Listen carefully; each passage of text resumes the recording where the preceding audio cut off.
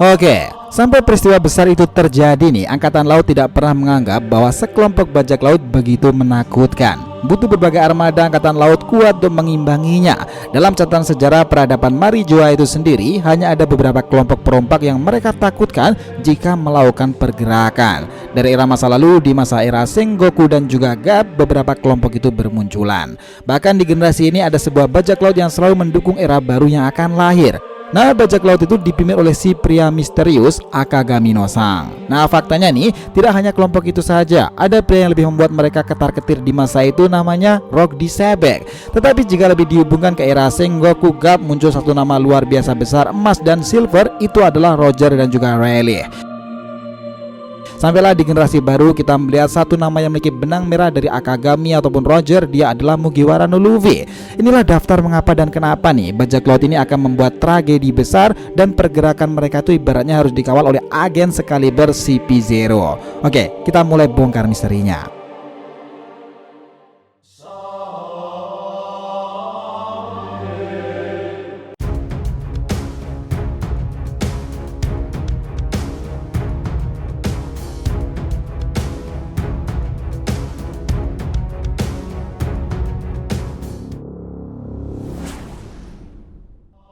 Hai guys, welcome back to the RTV channel.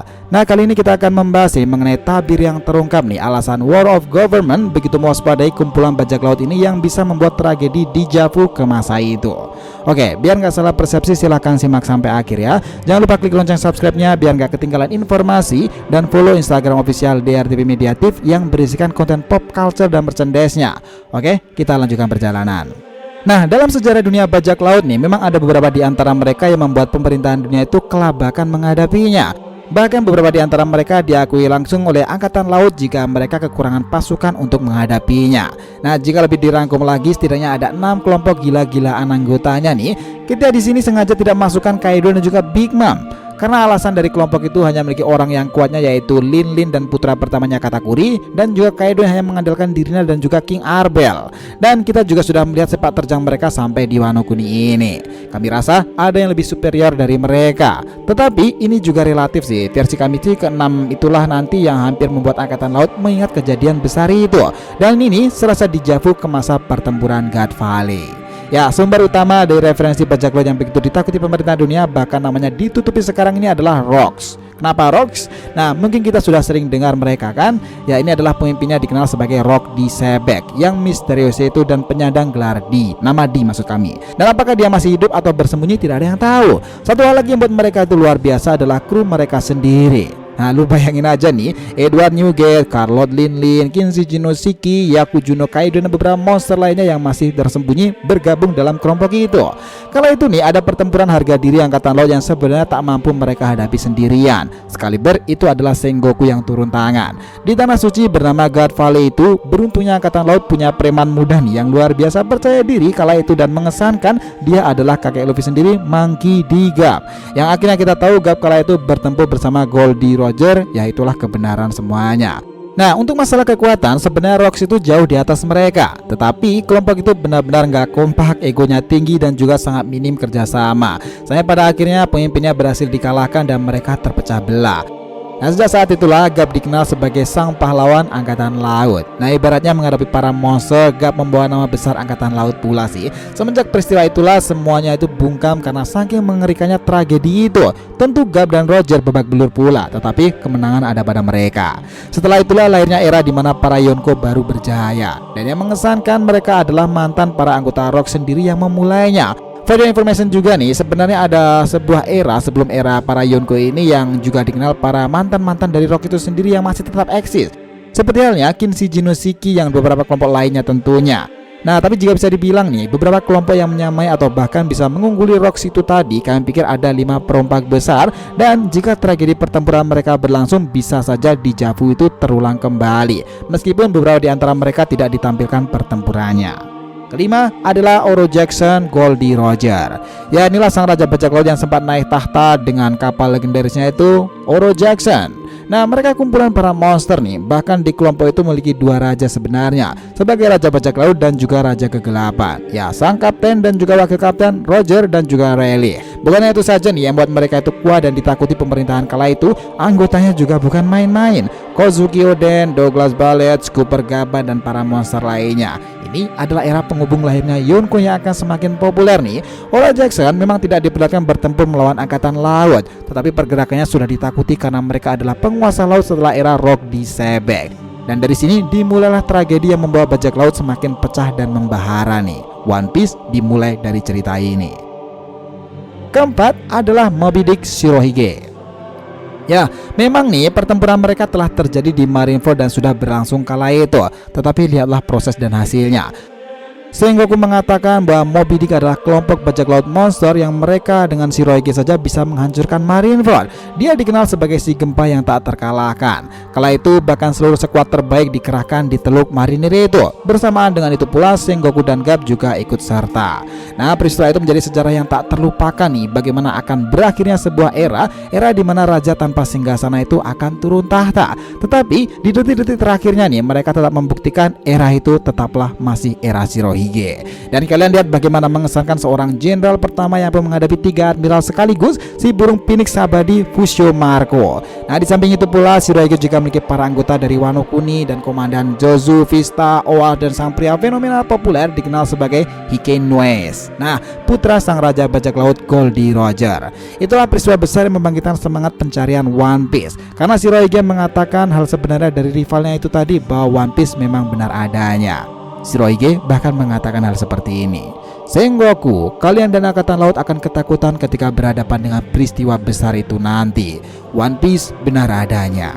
Ya, itu adalah perkataan yang mengguncangkan dunia kala itu. Ketiga adalah Saber of Sebek, Kurohige.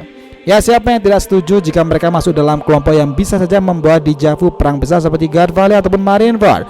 Kelompok inilah yang berisikan monster-monster level 6 penjara Impel Down dan misterius. Marshal the Teeth sebagai pemimpin memiliki banyak kartu asnya sendiri nih. Amino Shiryu, Katarina Devon, Van Augur, bahkan sang mantan admiral yang misterius itu Kuzano Aokiji masuk dalam kelompok mereka. Inilah sosok villain paling menakutkan di generasi baru sekarang nih. Pemerintahan dunia harus berhati-hati jika tidak ingin mereka terguling karena pemimpin mereka adalah pewaris kekuatan gempa Shirohige dan lubang hitam Black Hole. Kita lanjut, yang kedua adalah Thousand Sunny Mugiwara no Luffy.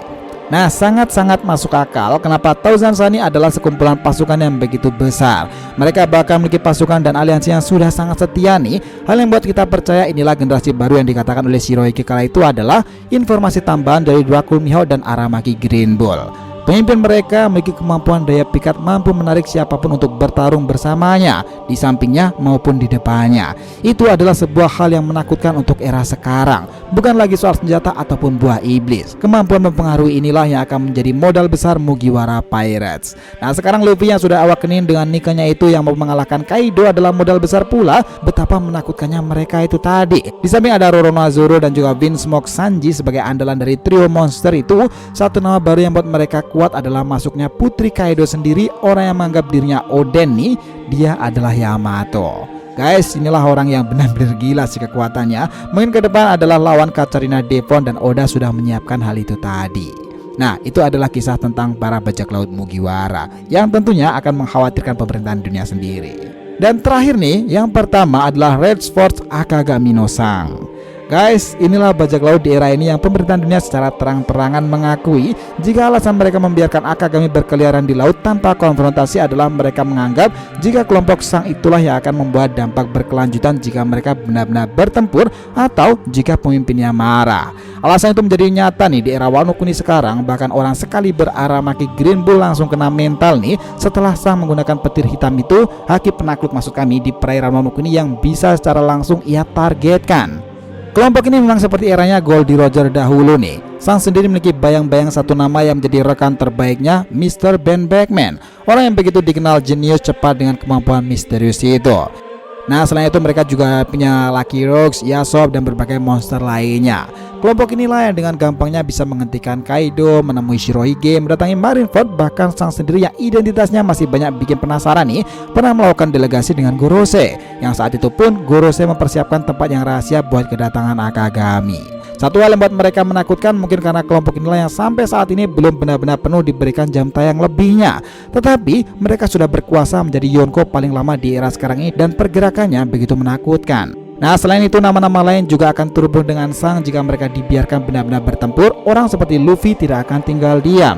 Jenderal tempur seperti Marco tidak akan membiarkan karena mereka juga menganggap sebagai teman.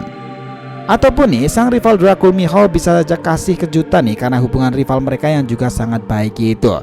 Nah, kita sekarang menyaksikan era di mana satu bajak laut besar yang mendukung munculnya era baru ini.